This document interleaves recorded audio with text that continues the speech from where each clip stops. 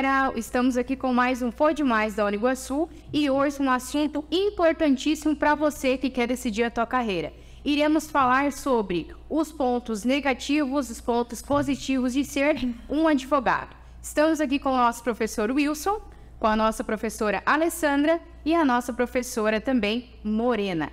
Vamos começar esse bate-papo então, conversando sobre a sua carreira, professor Wilson. Como foi, como decidiu ser um advogado, qual área que você atua? Nos conte um pouquinho mais. Então, eu sou advogado há 21 anos, basicamente atuo na área do direito criminal, a área que eu também leciono. E nessa época, 20 e tantos anos atrás, não tinha muitas opções, a verdade é essa. E como eu fiz a opção de permanecer com a minha família, meu irmão já tinha ido embora para Santa Catarina, eu decidi ficar na região.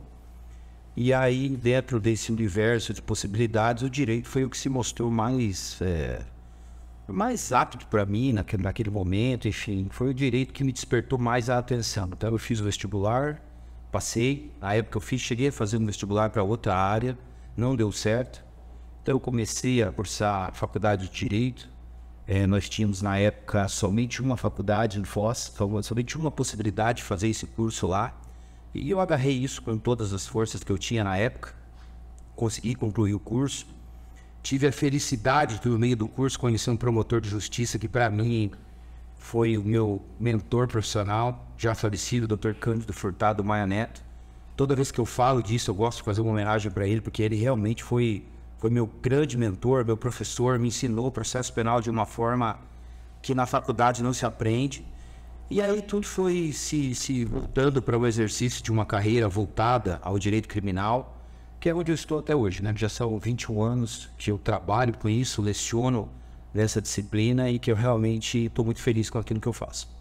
Então você atua na área de direito criminalista, é isso? Isso, eu sou advogado criminal, sou professor dessa área e é uma área que na região é muito, na minha opinião, muito requisitada.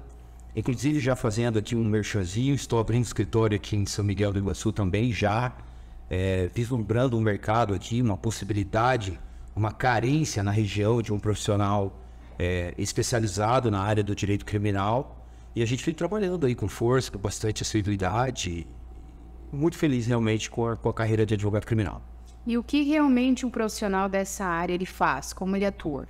Bom, são várias as possibilidades do advogado criminal, mas eu diria que 99% são defesas criminais, né? O advogado ele até pode funcionar como acusação, como assistente de acusação, elaborando ações penais privadas, mas esse é um nicho muito pequeno, eu diria.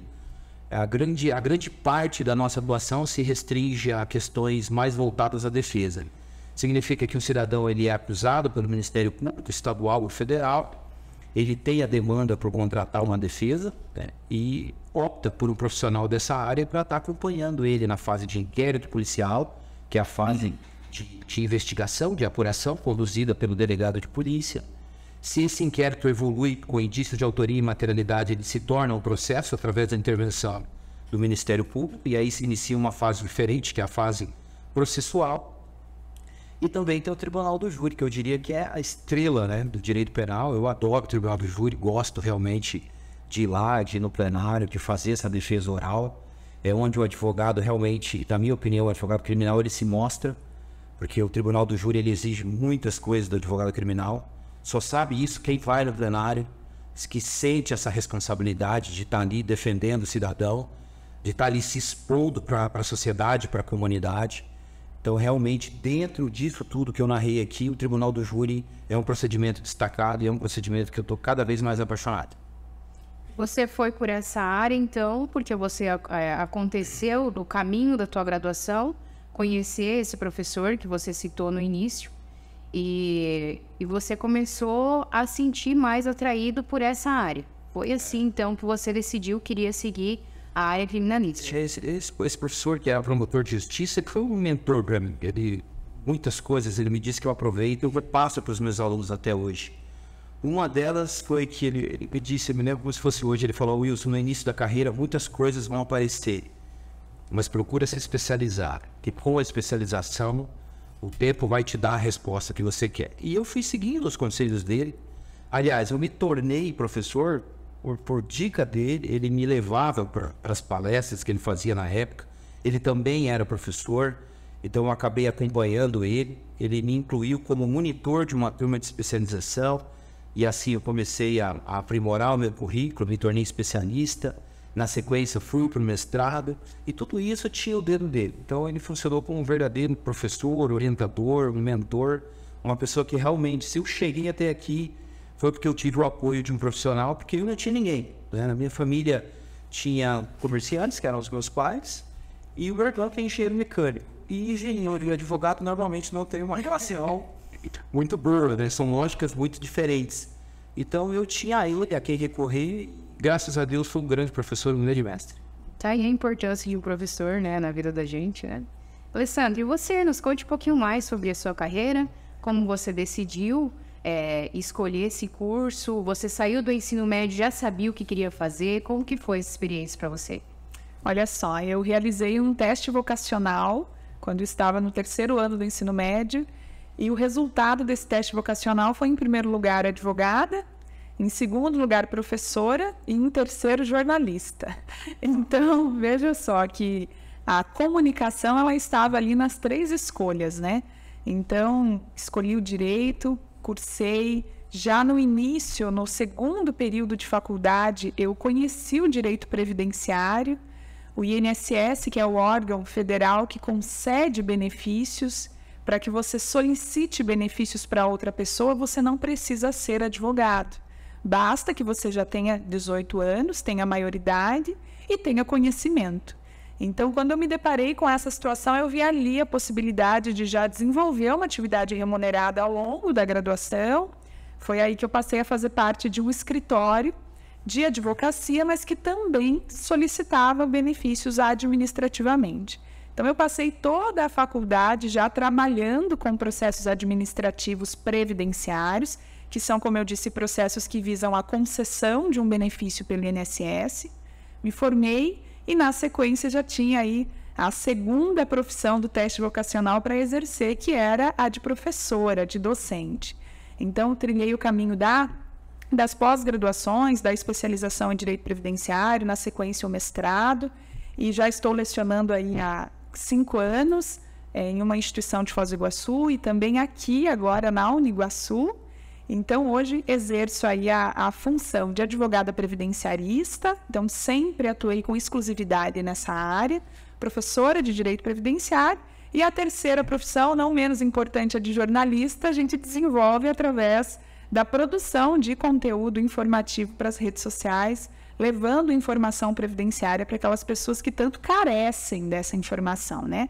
O direito previdenciário, ele vem acolher e amparar os trabalhadores no momento que eles mais precisam. Então, seja na idade avançada, na doença, seja na viuvez, na maternidade. Então, o INSS vem para amparar esses trabalhadores.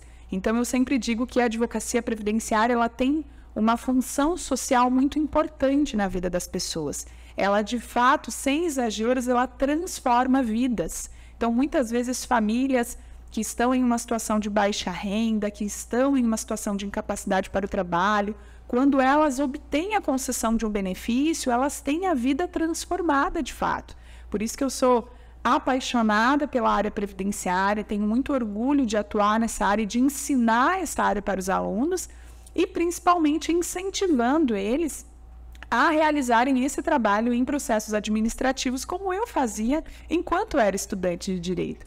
Inclusive, quero deixar registrado a felicidade que eu tenho de estar aqui dividindo essa mesa com o professor Wilson, que foi meu professor na graduação, e hoje estar aqui dividindo esse espaço com ele é algo que me emociona, porque não faz tanto tempo assim, não vamos entregar a nossa idade.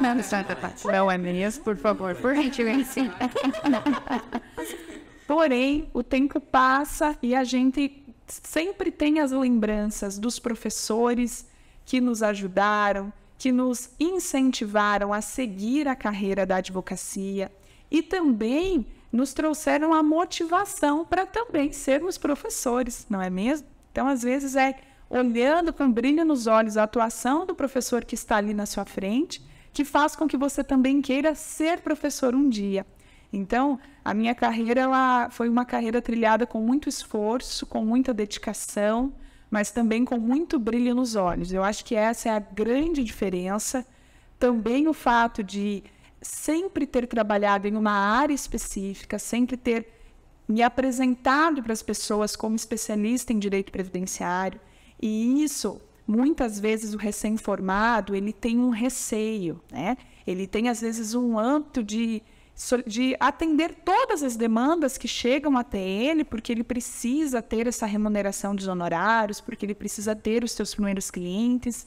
E isso pode ser um tiro no pé, porque assim ele não é conhecido em nenhum momento como uma área específica. Então, eu sempre fiz questão de, eu lembro como se fosse hoje, como dizem, né? Quando eu mandei fazer o meu primeiro cartão de visita para o escritório, né? Logo que o advogado se torna advogado, é um dos passos importantes você ter ali já um número da sua OAB e mandar fazer o seu primeiro cartão de visita. E nesse momento, lá, com 21 anos, eu conversei com quem desenvolveu a minha logo e falei, eu quero que no meu cartão esteja escrito advogada previdenciarista. E na época, o designer que estava me atendendo, ele falou, nossa, mas os advogados que me procuram sempre colocam várias áreas, né? Família, civil, tributário, penal, mesmo cartão, e como assim advogada previdenciarista? Eu falei, pois é, tenho certeza que daqui a alguns anos eu não vou me arrepender de ter agido dessa forma. E de fato, né, foi aquele primeiro cartão de advogada previdenciarista há tantos anos atrás que fez com que eu conseguisse desenvolver uma autoridade nessa área, conseguisse ser reconhecida pelos meus pares, pelos meus colegas, pelos meus clientes, pelos meus alunos, como uma pessoa atuante em uma área específica. Eu acho que isso é muito importante. E veja bem a importância, então, de um teste de perfil comportamental, né? Com certeza. Nós fazemos esse teste aqui na instituição, onde os alunos de ensino médio, terceiro ano, né? Nós fazemos esse teste com eles e é ali que a pessoa se identifica com o perfil dela. Porque muitas vezes, quando você trilha o ensino médio, você só vai se ligar quando você está no terceirão. Você está cursando o ensino médio, está tudo de boa, né? Tudo mil maravilhas. E daí, quando chega no terceirão, a fase adulta chegou. E o que eu vou fazer? Né? Que nem você falou, foi 3 perfis. Mas os 3 perfis diferentes, entre aspas. Claro. Porque todos eles se encaixaram para a decisão da tua profissão. E tanto que, como eu trouxe aqui para vocês, inclusive, fica o convite para quem está nos acompanhando, está aí no ensino médio, não só quem está no terceiro ano, mas acredito que desde o primeiro ano do ensino médio já seja um momento para você se preocupar com isso, porque veja só, de fato, os meus resultados, eles tinham todos um objetivo comum, que seria a área de comunicação, de modo geral, e que hoje eu consigo desenvolver os 3 em conjunto, né? Todos, claro, com base na área do direito, né? Visto que sou docente no curso de direito, que divulgo informações também da área do direito, porém, são profissões que se complementam. Então, de fato, o teste vocacional que eu realizei na época fez com que eu pudesse escolher de forma acertada a profissão a ser desenvolvida, e talvez se eu não tivesse realizado esse teste eu me sentiria perdida ou até mesmo deixaria o ensino médio terminar, passaria aí um ano pensando que infelizmente o que alguns alunos fazem, né? Não entram diretamente no ensino superior depois que concluem o ensino médio. Então, fazendo o teste vocacional durante o ensino médio, você já tem aí uma maior chance de sair do terceiro ano já com a sua inscrição feita, já com o vestibular realizado e tendo aí a melhor escolha possível dentro do resultado que aquele teste te traz. Professora Morena, a Alessandra citou uma questão muito importante que eu queria perguntar para você com relação à especialização. De você não ter... me formei em Direito, passei no exame da OAB, né? E coloco lá diversas áreas que eu atuo. Qual que é a importância de você se especializar em determinada área? Porque cada um de vocês aqui são especialistas em determinada área. Qual que é essa importância? Bom, primeiro eu quero externar aqui a minha alegria de estar com vocês, estar aqui na Uniguaçu, professor Wilson, professora Alessandra, todos vocês aqui. É uma instituição que nos acolhe, nos abraça, e realmente é uma instituição que faz a diferença. Então, parabéns aí pelo trabalho, e quem não conhece a Nova Iguaçu ainda, fica o convite para vir conhecer, porque realmente é uma instituição diferenciada. Bom, respondendo a tua pergunta, eu vou fazer também uma contextualização até para dizer como que eu cheguei no direito de família. Diferente, né, do professor Wilson, do professor Alessandra, eu venho de uma família de advogados. Então, meu pai era advogado e a minha mãe defensora pública. Então, eu literalmente cresci dentro da Defensoria Pública. Quando minha mãe entrou na Defensoria, eu tinha 3 anos de idade. Então, assim, eu frequentava de maneira assídua a Defensoria. E aí, quando chegou essa fase de decidir o que eu ia fazer, eu fiz o teste vocacional na esperança de não sair o direito para mim. Porque eu falei, eu quero escolher a minha profissão, eu tenho o direito de escolher a minha profissão diferente de não ser direito. Não ser direito. Porque realmente ali na minha realidade era muito difícil sair desse contexto. O meu pai era uma pessoa, né, muito austera, enfim, você vai fazer direito, pronto, acabou. E a minha mãe já sempre foi mais flexível, mas eu falei, não, eu vou fazer esse teste para ficar bem claro que não é isso. E óbvio que deu direito, né, se possível lá nas 3 opções. E aí o que acontece? Eu entrei na faculdade, e aí eu digo que por conta de já ter essa rotina dentro do direito de família, que as outras matérias que não eram relacionadas, eu falo que eu suportei essas outras matérias para me formar e conseguir trabalhar com direito de família. Então, desde a faculdade eu tinha esse objetivo. Acontece que quando a gente se forma, nem sempre as coisas acontecem como a gente planeja. Então, eu sou de uma cidade do interior de Minas Gerais, que é Uberaba, me formei. Assim que me formei, já fiz uma pós-graduação em civil e processo civil, porque me formei na vigência do Código Civil antigo. Então, quando eu me formei, o Código Civil entrou em vigor, em 2003. Então, eu precisei me especializar para estudar essa nova versão do nosso Código Civil. Me mudei, fui para Brasília, trabalhei lá por quase 10 anos. E aí, quando eu cheguei para trabalhar naquela cidade, desconhecida, começando, né, carreira, o que acontece? Ali você tem uma cultura de trabalhar em grandes escritórios, e aí entrei nessa parte civil desses escritórios maiores.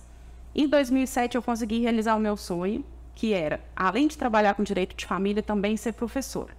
E a partir daí eu posso dizer que foi um divisor de águas na minha vida. Em 2011 eu me mudei para Foz do Iguaçu por questões familiares, a minha família estava aqui, foi a melhor escolha que eu fiz na minha vida.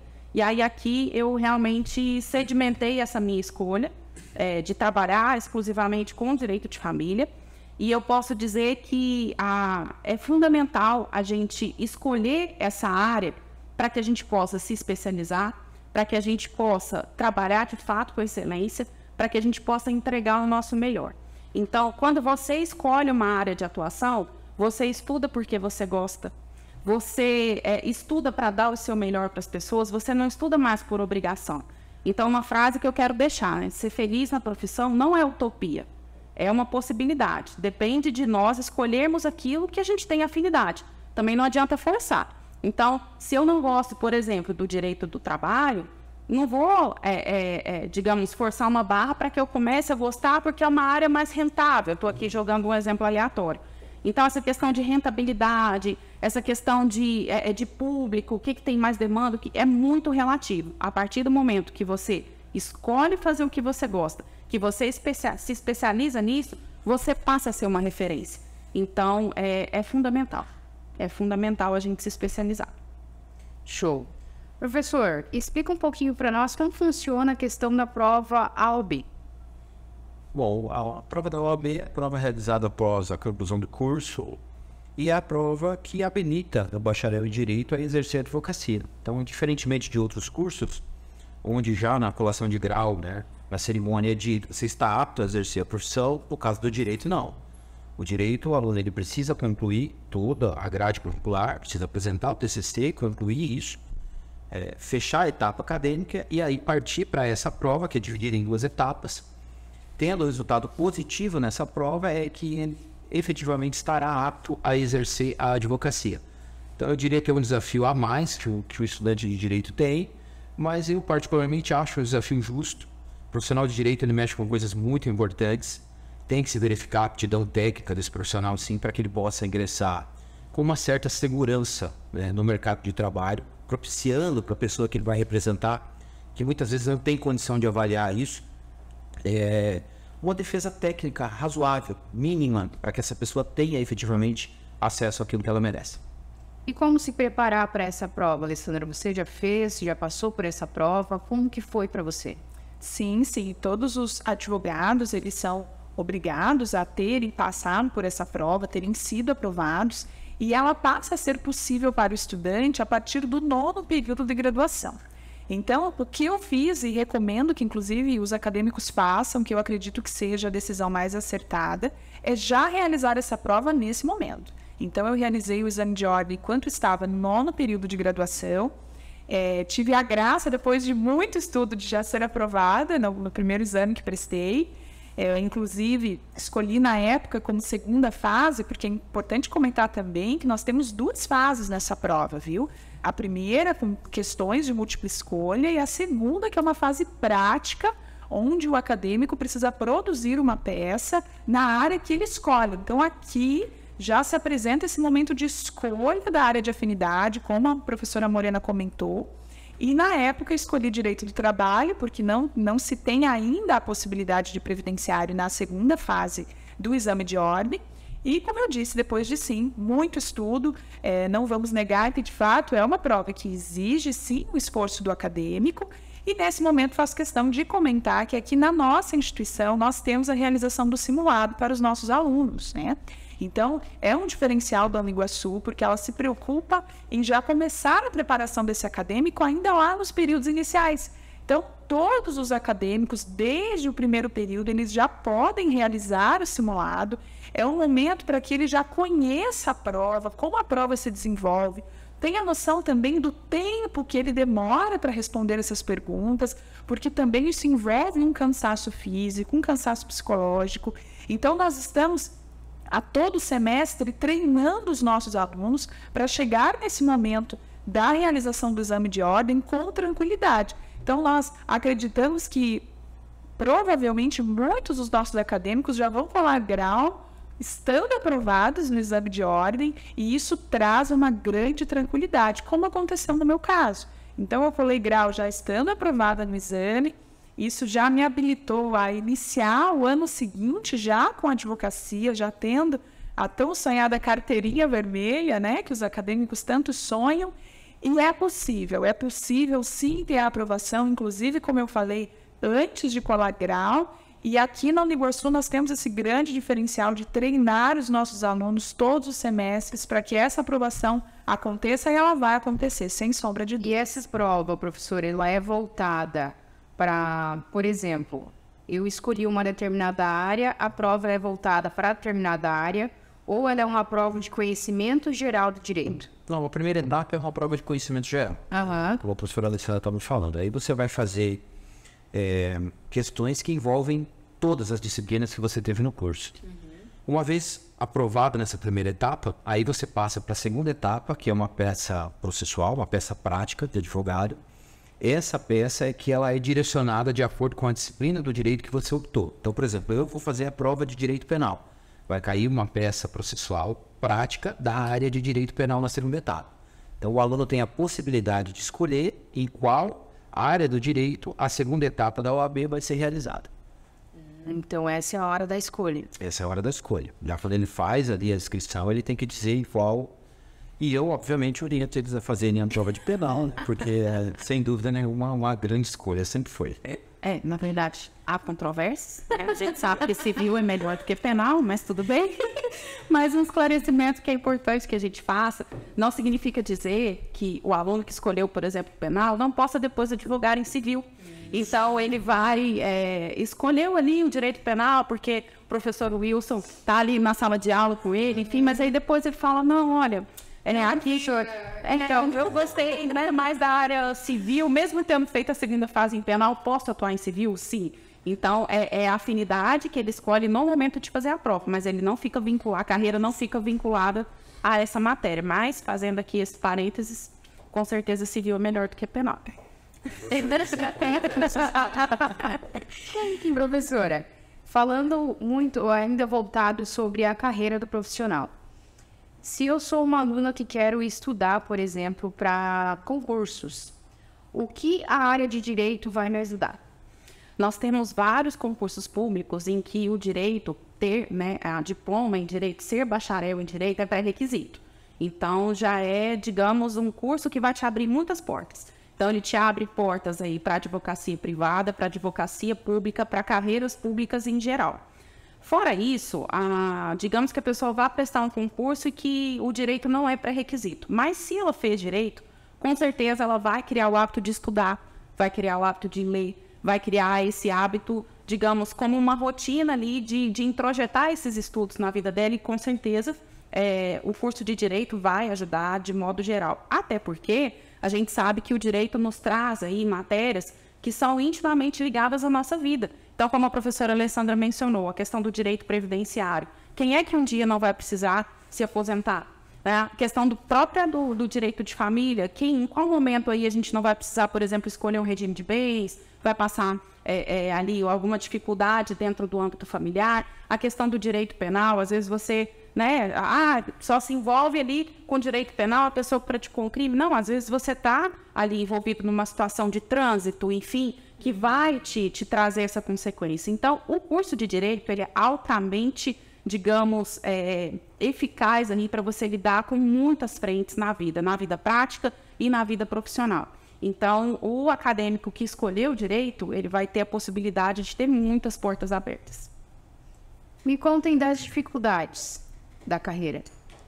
Vocês encontraram pelo caminho. Uma das maiores dificuldades que vocês encontraram, claro, além da prova. Então, na minha opinião, não é um mar de rosas. O início da carreira jurídica é difícil. Para mim foi difícil. Eu acho que o advogado hoje ele tem que ter uma percepção de, para ter êxito, principalmente, vou falar no meu caso, para você montar o escritório, para tornar esse escritório sustentável, manter ele, você tem que ter noção de administração. Então, passa um pouquinho do limite da disciplina do direito. Então, você tem que ter uma noção de administração, de custo, tributação, como é que você vai fazer, como é que você vai mandar essa empresa. Então, acho que uma primeira dificuldade é exatamente você ter essa viabilidade financeira para conseguir se colocar no mercado, ter tempo para mostrar que tipo de qualidade você está apresentando, que tipo de profissional que você é. Segunda dificuldade é o tempo. Tudo isso demanda um certo tempo. As coisas não acontecem de uma hora para outra. Então você tem que plantar, esperar, regar e colher. Então o aluno profissional de direito, ele tem que ter, na minha opinião, perseverança. Eu gosto muito dessa palavra. Eu acho que é uma palavra que tem que estar no dicionário do advogado, do profissional do direito, porque nós apanhamos demais. A verdade é essa. O advogado, ele apanha diariamente, ele perde, ganha, ele não dá certo, ele tem dificuldade, ele se depara com autoridades que muitas vezes não respeitam o profissional do direito. Você tem que saber conduzir isso. Então, você tem que estar preparado efetivamente para enfrentar todas essas dificuldades. Eu gosto de dar aula para o meu aluno colocando isso, explicando essa dificuldade. Porque muitas vezes o glamour da sala de aula ele não se repete na prática. Em direito penal, então, é uma loucura isso. A diferença entre os modelos teóricos, né, que a gente enfrenta em sala de aula para a realidade prática. Você sair de uma sala de aula com ar-condicionado, todo mundo bonitinho, entrar num presídio, são dois mundos totalmente diferentes. Então particularmente eu procuro situar o aluno dessa dificuldade. Eu vejo o aluno que fala para mim, professor, eu quero fazer advocacia criminal. E imediatamente eu começo a colocar essas dificuldades, não para tirar o estímulo desse aluno, mas para situar que o nosso caminho não é fácil, o nosso caminho é duro, ele exige e... acima de tudo, para que esse aluno esteja preparado para essa realidade. Se ele chegar preparado para isso, tendo essa percepção que não é um mar de rosas, eu acho que ele tem muito mais chance de se tornar um profissional e se colocar no mercado de uma maneira mais duradoura. E como que é na família? Porque eu fico imaginando assim, quando você pensa em fazer direito, né, sempre tem aquele tio e aquela tia que não quer saber se você se especializou em determinada área e sempre te liga. Então, tô com problema, pode me atender? Isso já aconteceu com vocês? Claro, claro. É o que mais acontece, eu acho, né? Até quando você comentou como é com a família, confesso que eu imaginei que a pergunta seria outra e vou responder, então, as duas questões, né? Eu, por exemplo, conforme o professor Wilson comentou, diferente da história da professora Morena, da minha família também não tinha nenhum advogado até que eu me formasse. Então, a questão da família, quando existe já profissionais que atuam na advocacia, eu acredito que há um estímulo, muitas vezes um estímulo exagerado, não é, Morena? Para que você faça, então, um curso de direito. Quando na sua família você não tem nenhuma referência, então nenhum familiar seu, até a última geração, não existe nenhum advogado, tem um receio dos familiares mais próximos ali, de que você faça um curso que você não tem uma referência dentro de casa. Então, nós temos aqui 2 exemplos, eu, o professor Wilson, que não tínhamos essa referência em casa e que nem por isso deixamos de realizar esse curso e de conseguirmos, então, êxito dentro dessa profissão. Então, isso não é um limitador. Agora, de fato, quando você se intitula estudante, não vou nem falar advogado, você já é estudante de direitos familiares, sim, já vão te buscar como uma referência. E isso é bom. Eu acho que não que necessariamente os teus parentes tenham que ser os teus primeiros clientes, não necessariamente, mas eles precisam ser as primeiras pessoas que acreditam no seu trabalho e que conhecem o seu potencial. Então, é muito importante que você, mesmo enquanto estudante, quando receber um questionamento de seu familiar, mesmo que você não saiba a resposta naquele momento, busque estudar, busque pesquisar e dar uma resposta à altura do que aquela pessoa espera, para que assim as pessoas que estão mais próximas de você já te vejam como um profissional, já te vejam como uma referência. Obviamente que após exercer a advocacia e escolher a sua área de atuação, você pode trazer uma resposta breve e falar: olha, tia, vou te indicar lá para minha colega previdenciarista, né, ou para minha colega de família, porque não é minha área de atuação, porém, nesse caso, a minha opinião é essa.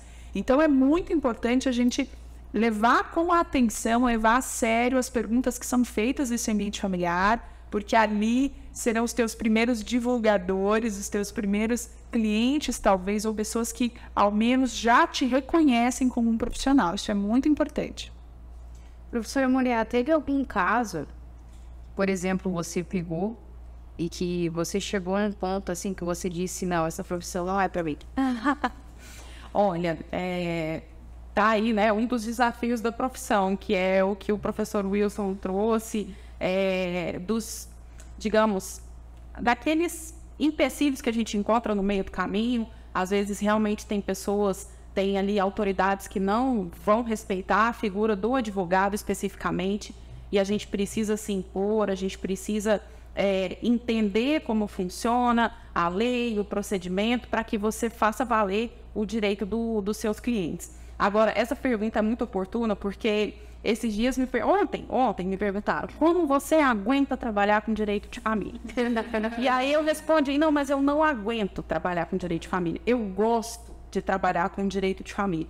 Então, é óbvio, né? Tem clientes, tem demandas que são desafiadoras e que você fala: nossa, em qual momento, né, realmente eu fiz essa opção? Mas quando você está convicto, você tem afinidade com o que você está fazendo, esse pensamento ele é muito raro. Ele passa assim esporadicamente pela cabeça ali no momento de estresse e logo a gente já se recompõe, porque como o professor Wilson disse, a professora Alessandra mencionou, não é uma carreira fácil, não é só mar de rosas, a gente tem a dificuldade sim. Muitas vezes o próprio cliente que está ali machucado, o direito dele está sendo, digamos, sonegado.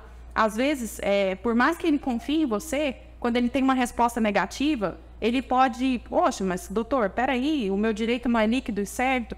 E às vezes os clientes têm dificuldade de entender que nenhuma causa é ganha. Tudo depende, a gente tem essa frase dentro do direito: ah, isso aqui é como? Depende, porque a gente tem que analisar todos os fatos. Então, são muitas variáveis para nós administrarmos. Mas a partir do momento que você faz aquilo que você escolheu por afinidade, por gostar, esses pensamentos eles ficam mais raros. Tem que gostar realmente da profissão, hein? Até porque, por mais que nós tenhamos desafios, nós também temos muitas vantagens na profissão. E muitas alegrias, né? Muitas alegrias. Além de, como eu estava falando especificamente da minha área, né, de ter aí a satisfação desse trabalhador, ter o seu direito reconhecido, o seu benefício concedido, isso é impagável.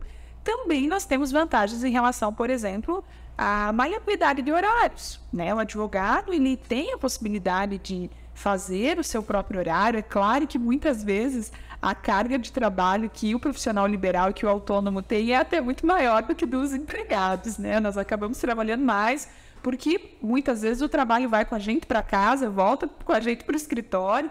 Porém, nós temos sim uma possibilidade de organizarmos esses horários, de termos talvez aí viagens fora de período de férias. Por quê? Porque nós temos a possibilidade hoje de advogar de qualquer lugar, né? Estando aí com acesso a um computador ou até mesmo ao celular, você consegue acompanhar os teus processos, você consegue falar com os teus clientes, atender clientes de qualquer lugar do Brasil também. Então, hoje a advocacia, ela não é só advocacia presencial. Hoje nós temos a possibilidade da advocacia online, onde você consegue fazer reunião online com o teu cliente, enviar documentos. Então, nós temos também várias vantagens que precisam ser mencionadas, com certeza. É uma profissão que exige muita leitura, né? E se eu não gostar de ler? Eu sempre digo para o aluno que ler é igual ir na academia. Você começa lendo um pouquinho, dói, você lê um pouquinho mais, aumenta um pouquinho. Tudo é treino. Então a leitura, na minha opinião, não é diferente. Você tem que adaptar o aluno a essa rotina, né? Às vezes a gente pega... Isso não é só para o aluno, não. O profissional também já formado tem que continuar lendo, não só para continuar se especializando, mas os processos, Sim. muitas vezes, são muito volumosos em termos de informação. Você pega, às vezes, um processo com 2.000 eventos e você tem que ler evento por evento para se inteirar daquilo que está acontecendo. No criminal, você tem que saber os detalhes. Aliás, um colega meu diz, é uma grande verdade, no processo penal, o diabo mora nos detalhes. Se você não souber os detalhes, você está colocando o teu cliente em risco. Então, você tem que detalhar, ver as informações, se preparar, estudar, isso demanda leitura. Agora, dizer que esse profissional vai se tornar um bom profissional, se ele não desenvolver o hábito da leitura, eu acho muito difícil que ele seja um profissional de sucesso se ele não desenvolva esse hábito. Tem que ler. Até é bom fazer um parênteses para nós ressaltarmos isso. A leitura, ela, independente da profissão que você escolha, ela vai agregar na sua vida sempre. Não tem o que você leia que fique desperdiçado.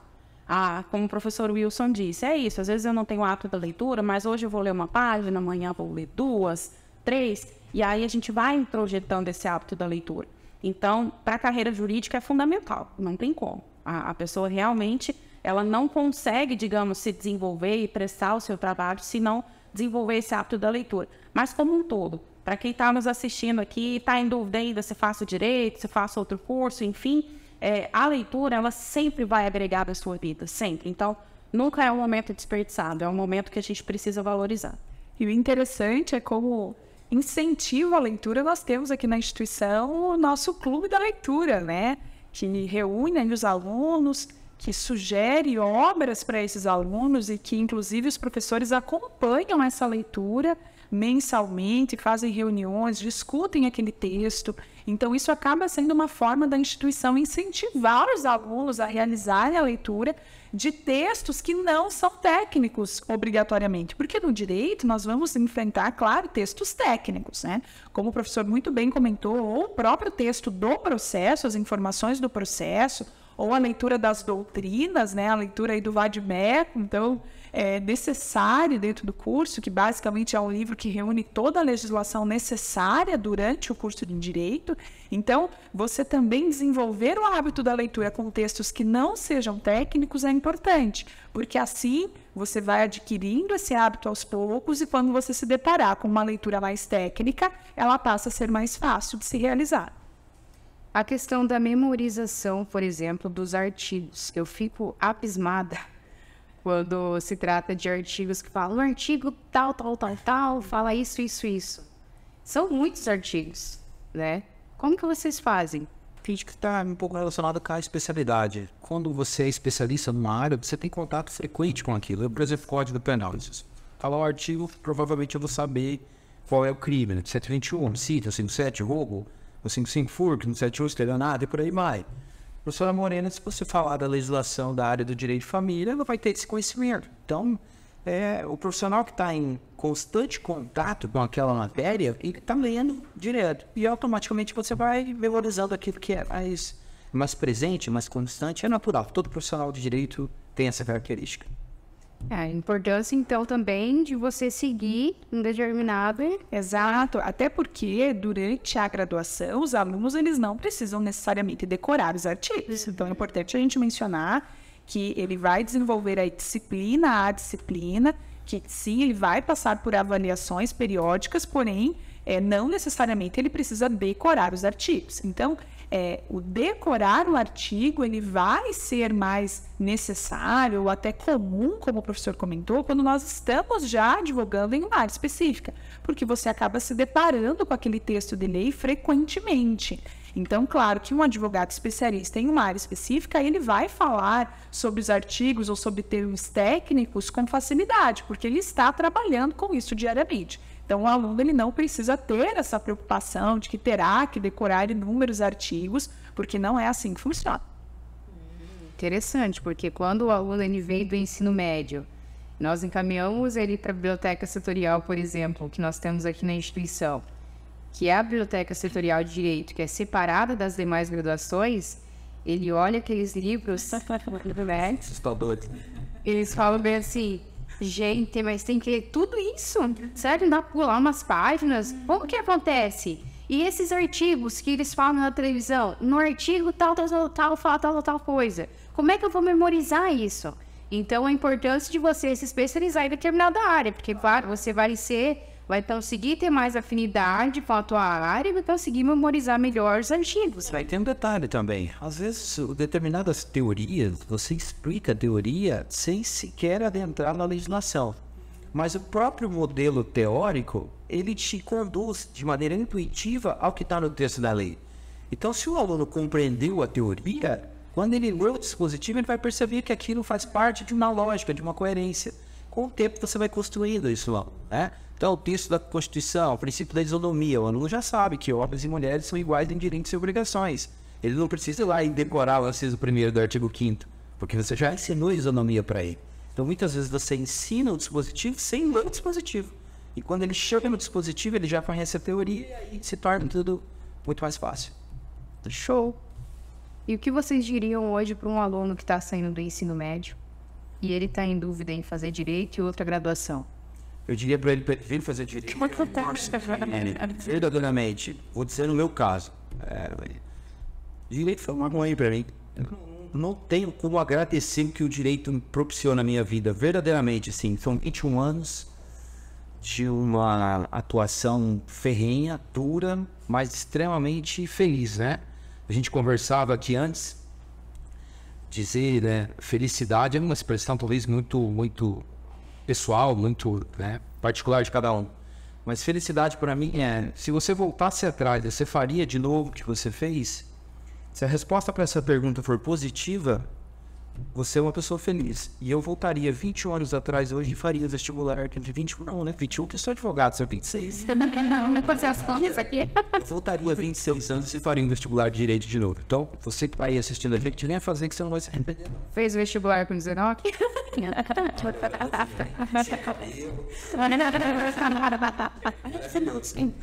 Show, muito importante a gente ter essa conversa, exatamente para poder, quem está assistindo a gente, né, a maioria das pessoas são do ensino médio, que ainda tem muitas dúvidas com relação ao direito, né, explicar detalhadamente a função de cada um, explicar também que não necessariamente ele precisa abrir um escritório para poder atuar na área, né? Claro. E explicar também, obviamente, que o exame da OAB, ele precisa ser feito. Então, não é uma graduação que você vai fazer de direito que já vai você já vai sair apto para advogar. Então, você precisa fazer essa prova, necessariamente. Não é igual fazer uma enfermagem e ir para o campo atuar. Não é igual fazer qualquer outra graduação. Inclusive, eu acredito que a graduação de direito é a única que precisa fazer uma prova nesse sentido. Ou estou enganada? É a única. Olha, a gente não tem conhecimento de outro, digamos, órgão de classe que exija... nós temos o curso de medicina, que para você se especializar numa área, necessariamente, você precisa passar ali por uma residência, enfim. Isso. Mas realmente fazer uma prova para te habilitar a exercer uma profissão, não tem notícia de outro curso. E não só a realização do exame de ordem para que você se torne de fato advogado, mas como nós falamos aqui, diversos concursos públicos exigem a graduação de direito. Aqueles que não exigem, muito provavelmente igual, vão cobrar, né, perguntas que tragam o direito também. Então, sem sombra de dúvidas, como o professor Wilson comentou, reforço, o direito ele vai te abrir muitas portas. Se você tiver o desejo de advogar, saiba que por mais que você vai encontrar pedras no caminho, porque toda a profissão também vai trazer, mas você também vai ter a alegria de fazer com que o direito de seu cliente seja reconhecido, que essa pessoa, ela de fato possa exercer um direito que muitas vezes está sendo sonegado a ela. Então, você ser essa ponte entre o seu cliente e o alcançar desse direito, a realização desse direito, é algo que traz muita satisfação. Tanto que a advocacia, ela é uma função essencial à justiça, né? Nós desenvolvemos uma função social muito importante para a sociedade de modo geral. Então, saiba que você vai ser, então, uma ponte entre o reconhecimento de direitos. Então, é uma profissão saudosa, que traz felicidade, que traz sucesso, sim, desde que você faça as escolhas corretas, que você se dedique, que você esteja disposto a encarar os desafios, porque com certeza o retorno vai vir, com certeza. Vale muito a pena. Show! Então, assim nós encerramos o nosso Pode Mais. Quero agradecer a presença de vocês. Acho que foi muito bacana essa fala que nós tivemos aqui, né? Exatamente para o público em geral entender como que funciona a carreira, como se inicia uma carreira, entender os desafios da carreira, né? E assim como todas as outras profissões também, vai ter os desafios, né? Assim como também tem os sucessos e os prazeres da profissão. Queria deixar aqui também o meu agradecimento à participação do professor Wilson, né? E eu vi que quando ele começou a falar do professor que ele citou, já o olho brilhou, né? Muito grato, realmente. Então, a importância, né, que vocês têm hoje em sala. Claro. E com certeza a profissão de vocês lidam com vidas e vocês transformam muitas vidas, né? Então, acho isso muito interessante, muito importante frisar, porque não é só uma profissão voltada para artigos, não é só uma profissão voltada para leitura, vocês lidam com vidas das pessoas, vocês mudam as vidas das pessoas, né? Então, quero agradecer isso, né? Então, aqui a gente encerra esse Pode Mais. E para você que tem interesse de fazer direito, vem para o Uniguaçu, porque olha só os nossos profissionais, né? Os nossos profissionais são excelentes.